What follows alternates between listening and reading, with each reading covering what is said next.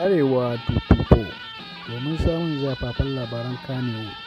Ku danna mana alamar subscribe sannan ka danna alamar ƙararrawa domin sanar da ku sabon shirye-shiryenmu. Labarai daga Kannywood.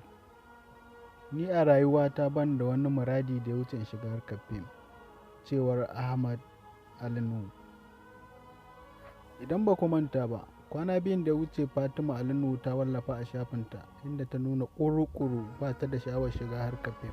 Fatima ta ce ta fi son sana'ar ɗinki da sana'ar make-up na mata, amma ga ɗan uwanta Ahmad Ali shi abin ba haka yake ba.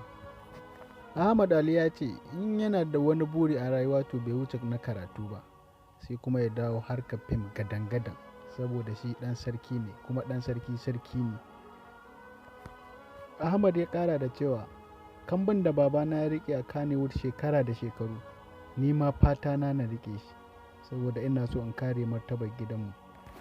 Daɗin daɗawa, Ahmad Ali Nuhu ya ce duk da cewa yayata ta fito ta nuna ƙarara ba ta da sha'awar shiga sana'ar harkar fim, to ni ban ga laifinta ba saboda ra'ayinta ne, kuma kowa akwai abin da yake so a rayuwa.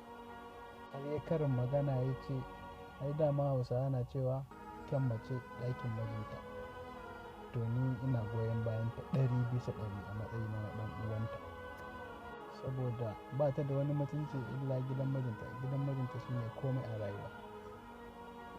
Ya ƙara da cewa ina mata fatan alkhairi, 'yar uwata, masoyiyata, abar ƙaunata. Allah ya bar zumunci.